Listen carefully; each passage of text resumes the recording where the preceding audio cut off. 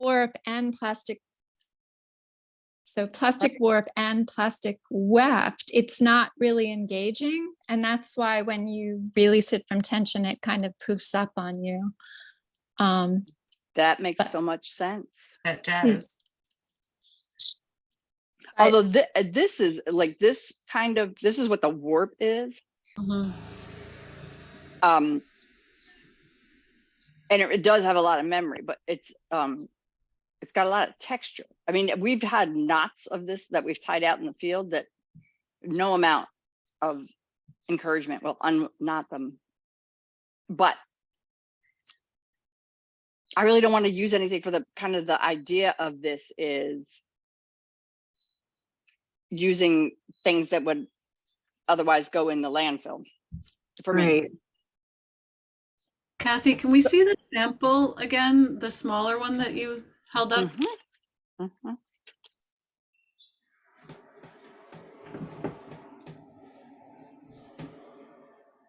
Yeah, so for instance, when I was tying the bits off, this, I mean, it's not a real hem. It's just, it would have been a fringe.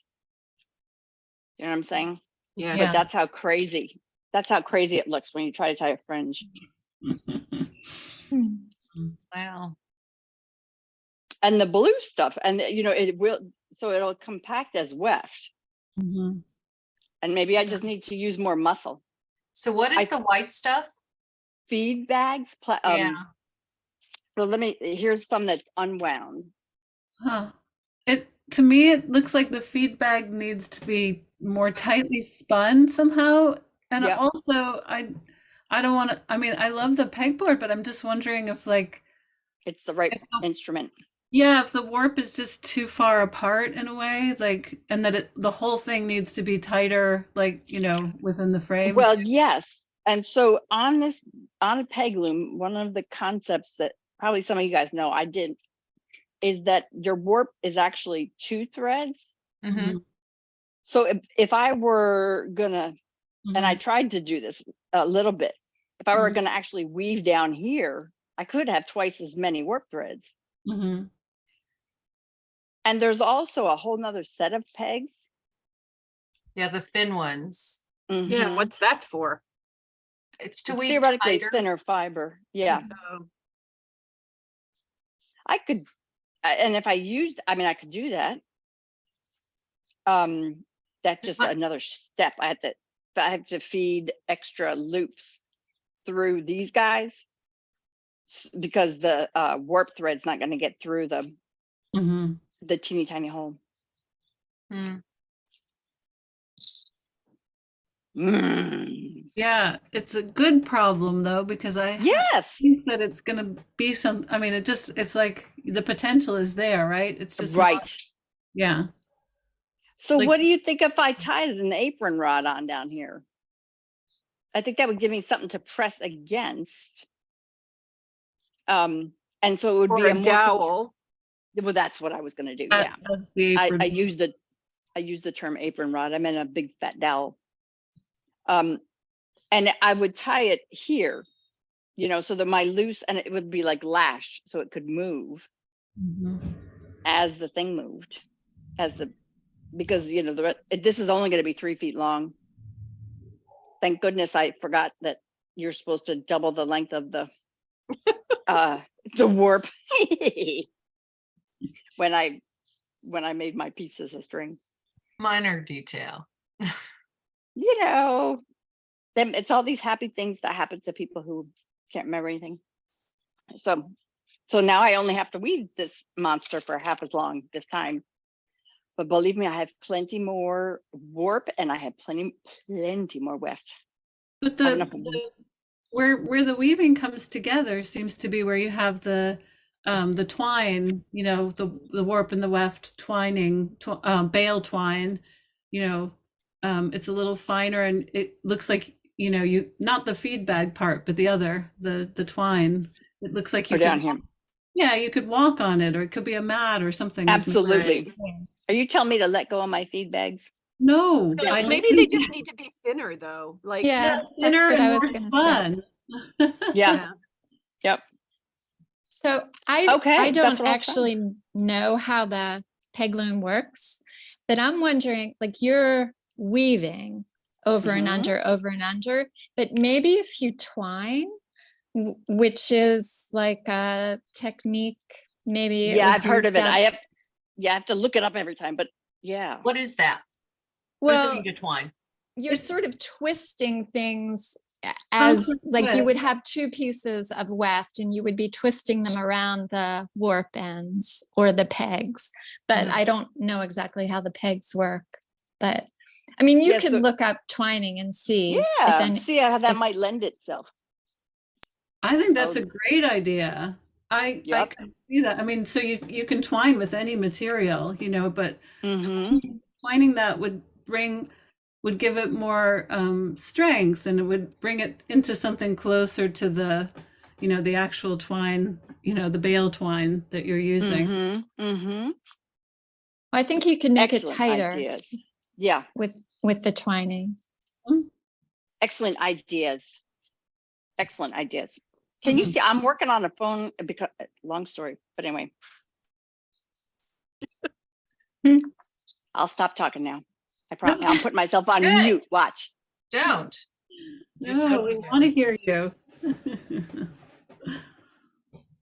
Well, because that's what this meeting is really about, is just to kind of check in on where everybody's at this time. It's been a long time since we've gotten together.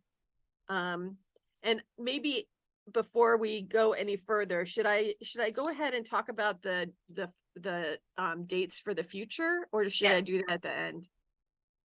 No, go ahead. Yeah. Okay. So if you have, if you want to jot down, and I did put it in the email, the August meeting is August 27th. Then the September and October ones needed to be changed because of Fiber Festival conflicts. So September is going to be the 17th. And October is going to be the 15th. And then our gathering is going to be on the 5th. And we're still working out details on that. We'll let everybody know as soon as we have things hammered out. So those are the dates going forward. So that sounds really nice. Like we have almost 4 more months of time to work. 3.5, right? There's hope. There's hope. The million gazillion ideas can still take shape and form, right? Exactly. True. So who would like to share next? I have a question for folks, all you Okay. natural dyers out there. So I decided I was going to make a quilted. Oh, let me spotlight you. Oh, okay. So Okay. I've made this quilted vest, which it's from a Pearl Soho pattern, and it's an old vintage quilt that had some tears in it that I fixed, but it's this really unattractive color. See, it's not really me. And then then this banding was fairly neutral, but it looked good. It started out a brighter yellow, as you can see sort of the difference. And I put it in a tea bath thinking, oh, well, that could maybe brown it up a little or make it more ecru and I would wear it. It's now just a dingy color instead of yellow. So I'm really, it's going to snap up the front. It's got, and the thing I learned was how to make welt pockets, which was kind of fun. But so I'm trying to figure out how to get this to a better color. As you can see, it's very kind of dingy yellow with some patchwork. So I'm all ears. If anyone has ideas, or if anyone would like to take it and dye it for me and be my co-collaborator, I would love that. So, thoughts? Can we see the outside of the jacket or the vest? Yeah. Yeah. So here's the outside. And the inside is This color, and the quilt had like, I'm gonna blanket stitch around the edges of the pockets. But so that's what the inside looks like. And it started out a much brighter blue. And that was just putting it in tea for an hour that really shifted that. Wow. Isn't that incredible? It just like Yeah. washed it out completely. And it took this just a little bit. You went from like bright baby yellow to dingy yellow. Dingy pale yellow. What is your ideal, Marion? What would you like? Oh, I was kind of hoping it would be like a golden color. Here, I've got a piece of fabric over here. I'll be back. Or I Some- had a piece of fabric over here. Oh, here it is.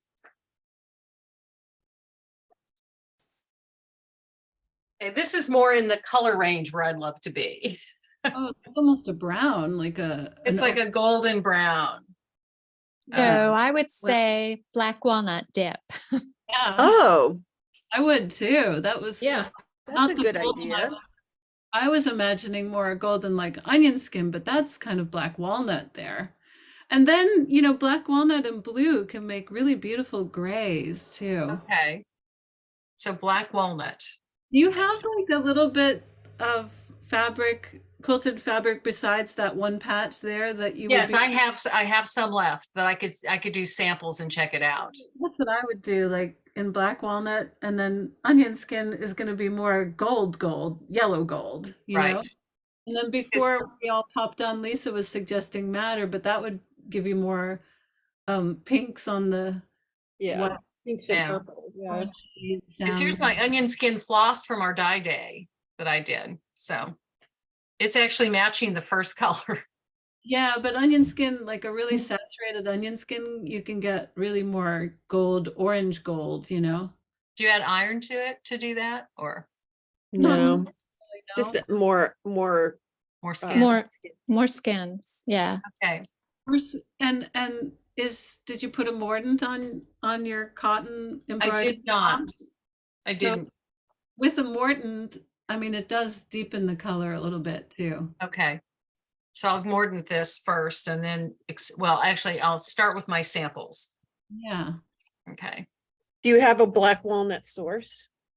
No. But it can't, I don't they just I fall can on? be, You do. Gretchen Frederick always has Yeah. way more than she needs. yeah, When do they come Oh, out? 'Cause I do yeah. know Mary Lou has them at her. Yeah, and I have a bunch. I don't know that they're ripe yet. Yeah. Right. they're Well, coming. They're starting to down. fall, Okay. but Yeah, they're not ripe. Like Okay. they're not where you squish it and you get brown. Okay. But Okay. you probably don't need that. You need No, you like, don't. yeah, you need, Gretchen puts them in there when they're tennis balls. Yeah, Okay. that's can you guys hear me? Yes, we Yes. can. Okay. Do you need to mordant cotton for black walnut? Does anybody know?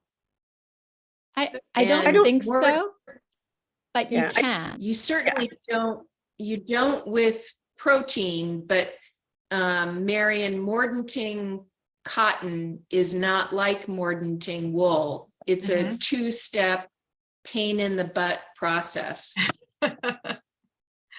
Okay. Good to know. I think if you don't mordant it, it will be less dark. So Right, right. it won't take up as much. but it might be just fine in the black walnut for your purposes, Right. Okay. which would Yeah. save you that step, the two-part step of mordanting. Okay. Got it. I wonder though, if she just did an alum mordant and then, the second step for cotton is using a tannin and you have tannin in the black walnuts. It really might be sufficient. So it might be sufficient to do that, right? Mhm. I don't know. I'm just, Yeah, I suspect you would That's- do like black walnut, then alum, then black walnut, or you could Okay. throw it in and out, Okay. Black walnut is pretty effective. And it's going to be a bumper crop this year. Our trees are just loaded. Mhm. Well, that's a good thing. Okay. Not really. they're messy. I've played with them once before and they were an absolute mess. You have to wear gloves. Yes. Well, thank you all. I now have more to think about. So what is everyone else doing? Well, I'll talk about mine. Okay. I'm spindle spinning a CVM Corriedale blend. So I've now gotten far enough along. I have 2 skeins. I'll hold up one of them, I think. Can you see it? No. There. There it is. Yeah. So it's very fine, and I wanted to use it for weaving. So I finally sat down because I have 2 skeins, so I know how much yardage I have and how much it weighs. So I think I have 450 yards, which isn't enough to make anything, but I think if I spin up a total of about 1 pound, I'll be able to make a jacket out of it. So I probably will not get that done by November, but that's the plan. So, and I went rummaging through my stash and I found a couple more bags of CVM. So I think I'm going to use that, and then I'll probably try and buy more of the top that I was spinning from. To kind of blend it all together. So it's like definitely a multi-year project. Yes. But it's, my idea is just proving to myself and to other people that you actually can do something with spindle spun yarn. So Did you keep it in a singles or is it applied? no, now? I plied it. It's a 2-ply, and I think that's fine. I entered it in one of the skeins to sheep and wool, and the comment was that it would be fine for weft. And I'm like, no, I know it'll work for warp. Yeah. So I'm gonna try it. And I try to keep the cloth kind of simple so that it shows off the colors of the yarn. So we'll see. Maybe I'll do a sample, like a little square, to see what it looks like. So at least I have something to show off by November. We'll Yeah. see. And we had that happen last year with a couple of people. And so they just brought a basket with their hand spun in it. Mhm. It's perfectly fine too. Yeah. Yeah. Cause it does take more time if you're hand spinning and processing and all that stuff. Right. Yeah. So, but it's the support spindle is very meditative. So I really like doing it, and it's something I can do like sitting outside on our deck or in the car. So it's much more portable than wheel spinning, and that's why I've been kind of working that way. But it is daunting when you realize how much spinning you've done and you've only got, I mean, I think one of the skeins is about 3,000 yards per pound, so it is pretty fine. It's a little bit finer than what we spun for the Cape project. So that's sort of the weight of cloth I'm shooting for, but a smaller project than the Cape Yes. because I don't have a team working with me. Lee, That's can cool. you see your spinning? Can you hold it up? Do you have a spindle? Sure. Oh, Well, here's the spindle. Can you see it? It's there. hold It on. is. I'm going to spotlight you again. There we go. Okay, I'll hold it sideways. It's but yeah. Yeah. Up a So, little bit. There you go. Pretty. It's a support spindle. It's a maker from the Pacific Northwest, and he does it. It's like he does these decorative spindles. You can see the carving on it. Yeah. I commissioned this for the cicada summer, but it actually spins really well. So, and this is what, I don't know if you can see the skein that clearly, but it's very fine, and it's really pretty because it's CVM with Corriedale, and so there's white bits in it that come through every once in a while, and then the rest of it is pretty like that tawny brown, that's CVM color. Did you say where you got the fleece or? So I bought the top last year at the gathering from Lee Langstaff. So, and it was pin drafted roving. So it was like a 4-ounce bump. So I'm gonna need to get at least another 4 ounces, maybe 6 ounces or 8 from her, and then I'll use up the other stuff I have in my stash. So It's a Corriedale cross. with CVM, Yeah. which is Yeah. I think maybe she doesn't raise CVM, but she was collaborating with what's the lady's name in Pennsylvania? The farm up there that has this CVM flock. Do you know? I don't know. Oh well, I'll think of it after our meeting is over.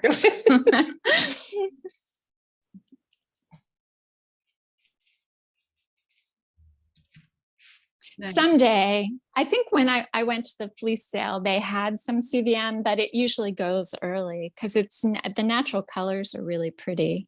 Mhm. So, and Yeah.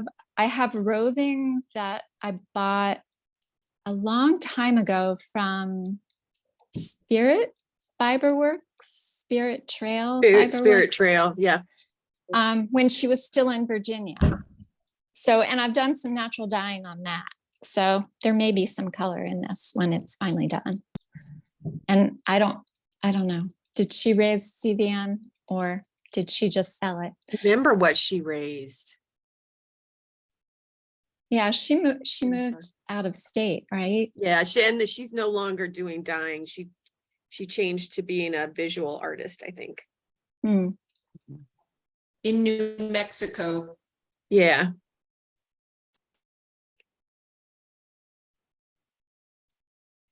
So I started a hat on our boat trip. Ooh, So I wanted to use I have some naturally dyed gradient sets that I wanted to use. And so it's just a simple hat with a little color work. Doesn't look that simple, looks very complicated. Okay, Beautiful. thank you. It's, yeah, I only do simple things. Yeah, but So name your colors. okay, so it has madder is the bright. Mhm. And also this is like a madder that's exhausted. And we have the gold here, the 2 gold, that's marigold. And then up here is the it's like, I think it's pomegranate. So this is going to be on the borrowing stream because, you know, Touched isn't from around here, and the madder is I bought it from Botanical Colors. It's not my own madder. So yep, and my sweater's coming along slowly. Maybe it will get done, maybe not. You have it to show us, Lisa? Yeah, Good. I have like 3 more rows. It's just at an uncomfortable stage. I have 3 more rows before I divide out the sleeves. So Nice. nice. yeah, and this is a Rambouillet 2-ply bulky That's gonna be gorgeous and Yeah. toasty. and toasty, and yeah, and this is black walnut. Mm. Yeah. So I just need to do like if I just do 1 row a day, then by Wednesday I can divide it out, and then it will be easier because then it'll be less stitches, you know, it'll be easier to move around the cable. Well, also it's been so hot. Yeah. Like working with a sweater at that stage. Did you spin it? No, it's mill spun. Okay. It's the fleeces I bought from a partner farm in Pennsylvania. Yeah. Because I'm asking just because I tend to start knitting before I've finished spinning, which is a bad method. Yeah, my What one, makes you say that? Because you run out. And then Oh, if you didn't do your calculations right, you either have to spin some more or come up with a creative design solution to use Short something sleeves. else. that's why God made short sleeves. exactly. Yeah. Yeah, the one that I did that was hand spun, it was a 3-year project because it took me 2 years to do all the spinning because I stupidly decided it should be a 3-ply. Mm. And it was a Cormo lamb fleece and it was really fine and I needed to comb it. It was a horror story. It's a beautiful sweater, but it took me 3 years. So Well, hopefully you get to wear it for a long time. exactly. And the hat I started when we were in the British Isles and it was only 62. So it was really, it was really good knitting weather.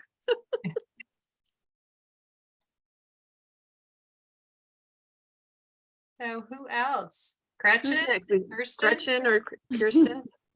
Yeah. I don't know I what's. got nothing. Oh, Gretchen, do you have a plan? Oh, I've had 3 plans already. I'm good at planning. I'm just not very good at following through. I'm still trying to do the t-shirt, create one garment out of many old t-shirts. And my plan is to go find the maker's space at a library so I can use the serger, but I haven't done it. And if worst case scenario is that you could make a necklace out of some t-shirts. Yep. Hey, Gretchen, I got a serger. Yeah. You have a serger? I do indeed. I told you I have the best procurement officer going.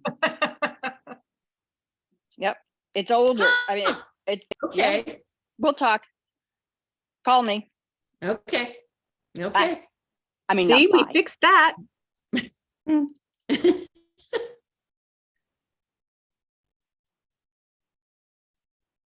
So what library system are you in that they actually have sergers?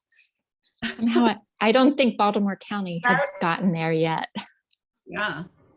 You should check. You might be surprised. In Baltimore County, there was a whole makerspace someplace not related to the library, but here it's Loudoun County. And I think in Sterling, the Sterling Library has a makerspace and another library as well. Yeah, Arlington County has it. And also in Reston, Virginia, there's a big maker space. It's not affiliated with a library, but they do have an embroidery machine, sergers, sewing machines. Amazing. Yeah. Do you rent time on there? You can sign up to do as a visitor, but then you can also become a member and then have time to use it. But I think they would probably let you just come and rent it for an hour. Cool.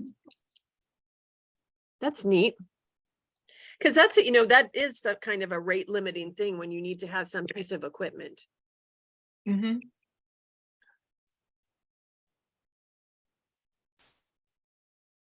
Kirsten, you're up. Okay, well, I'm really kind of in the midst of, I don't know, sifting through ideas. I'm working on these colorwork mittens that are essentially made from leftovers from last year's sustainable cloth. So these They are gorgeous. these are so I guess I'm in sort of a little bit of a funny stream because these have some wool that's not actually from our fiber shed, but again, they were just, it's all homespun. I mean, it's all spun by me and then dyed. This is actually goldenrod dyed in a copper pot. So it's this beautiful green, and it's also a CVM Rommeldale. And then the wool that I use for these mitts, um, these are from a Finn sheep fleece that I spun up last year, and it's dyed with fresh leaf indigo from my garden. So there's sort of the remnants of the sweater project that I worked on last year. But I kind of landed on working with this color work project with the idea that eventually I would design my own pattern. So I'm at that place where I'm like, okay, I'm starting to play with drawings on graph paper and trying to see how it would land into a pixeled color work pattern, which is interesting. So I'll just leave it there. But so the book that I'm working with, I think I showed it to you guys originally, is Oh, this, that's neat. and it traces the history of colorwork pattern from this particular region in Norway. And my family on my mom's side all came from Norway around the time that these mitts were sort of coming into being, really. I mean, sort of 1850s, 1860s. They sort of took off in popularity, and they're really interesting. This book is lovely because each of the patterns comes from a specific farm and a specific family history. So it goes through like who designed the mitts and where they lived, and there are all these Oh, that's neat. interesting stories. So anyway, at the back of the book, I just discovered has this sort of a nice mitt pattern with the graph, actually. So sort of useful. But and meanwhile, I have been spinning and dyeing other possibilities for the color work. So these are some of the colors, and actually this might even be the same fiber from Lee Langstaff's farm that you were working with, Lee. So it's I spun it a little thicker, but it has the same white lips. Right. And I think it's also a CVM blend. And then these two skeins are not homespun, but they're dyed with lichen that Jan brought to our share at the end of our last year's sustainable cloth. So they're really beautiful colors, I think. And then I have some purple from lichen as well. So we'll see where the next pair of mitts goes, but That purple. everybody in my family would have a pair of mitts at the end of or at least my siblings and parents. So we'll see. Those are just beautiful colors. Yeah. I love that purple. Thank you. The Yeah, lichen that you used from Lee, from Jan, did you was that an ammonia? I didn't. It was Process? just a long, no, it's like what people call crottle, and like the Scottish, it was used for forever, and it's basically just a water extraction, but like a really long process of soaking and letting it simmer, and then sometimes I mean I read that people would take it out and let it oxidize, and even like slap it against rocks to like help the color, deepen the color or Oh, wow. attach. And then it would go back into the pot and be dyed again. And I was at our last in-person gathering, I had some people smell this. Well, because it smells very much like the sea. It has like a particular smell, and there was the Harrison Tweeds of Scotland, right? They had they described the smell like when the wool would get wet. It had a particular odor because of the lichens that were used, and it was crottle, the same type of lichen. So there we go. It's just kind of an interesting phenomenon. So Cool. if you become mittens and you're playing out in the snow, you might smell some sea smells. Yeah. But yeah, so I'm sort of playing around with the color scheme and thinking about the next pair. I mean, I have to admit, like I now feel like after just 2 pairs of mitts. I feel really comfortable with this pattern. I'm like, I could just stay with this pattern for a long time. You know, it's just now I feel very comfortable with it. And yeah, there's something to that. It's like, you know, spinning on the spindle. There's something meditative when a pattern, like when you really sort of learn a pattern and you feel like you can do it without, you know, you can actually have a conversation and knit at the same time. So, and that's the other part. These mitts have gone around with me like on so many trips because they, you know, travel so easily. So, I love thinking about all the places where I've been knitting for the last few months. Yeah. Are they color work on the palm too, or Palm is, you is know, it like checkerboard? Okay, yeah. cool. But I like the idea of these themes in within the book. If anyone has a chance to look at the book in person, I mean, it just it's really interesting how families chose, you know, particular birds or things that were sort of around their farms that they identified with, and that those became patterns that went out into the world. Then, yeah. It's great. Really nice. Always inspiring, Kirsten. Everyone is. I love seeing what everybody else is working on. Oh, and I should ask, that was one question I had for the group. So I was curious about the fiber that was used originally for the mitts in the 1800s. And they sort of, it's written that the oldest mitts used this crossbreed wool, and they were homespun, not milled, although there were mills. They were hand spun from a long crossbreed fiber, finely and spun finely and tightly. So I don't know if we actually, I was thinking it would be so interesting to see if there were sheep that had some, you know, relation to these Nordic sheep. I don't know if we have. These are, I think, spell saw, or I don't Yeah, know. that These are the sheep, some of the sheep. So they have lovely natural colors. And I've been working with that CVM Rommeldale for so long that I've gotten kind of used to it, but it might be a bit more stretchy and bouncy than what they were using. So yeah, spell cell. It's used now in a couple tapestry yarns that come from Norway, and it's got a lot of luster. Like, so it's a different, more like a worsted type yarn that's longer and spins up, so it's a little bit shiny. So not like border CVM. luster or Yeah, border luster, but Or I've even never a long seen. Leicester long wool or something like that. Yeah, I've never seen spell cell here, but that doesn't mean it's not somewhere. The pelts that I saw when we were in Bergen last month, or actually this month, they were quite long. They were soft, but they didn't have any crimp in them. Wow. But again, they were pelts, so some of the crimp may have been lost in the process of making it. Maybe some of Icelandic Yeah. too. Cool. Yeah, thanks.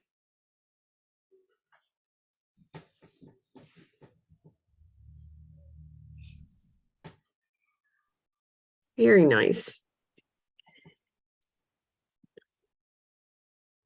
Does anyone have anything else to talk about or contribute? Or should we end early-ish? It's only 10 minutes few early, minutes. Yeah. It's been great catching up. but I know it's been awesome seeing it. I always get so inspired by seeing everybody. Everyone's what busy. Always. What was I going to say? Just, it's a really nice day out, so I do kind Yeah. of want to get back out to the garden. Yeah, it's not as bad as it has been in the past couple days. No. Yeah. Okay. All right. Well, we'll see Lisa, people thanks. August 27th then. That's great. Okay. Maybe Great. I'll have another skein finished. That'll be good. Yeah. It's beautiful, slow work, Lee. It's so nice. Yeah. Exactly. Mm. Thanks for getting us together, Lisa. Yeah, thank you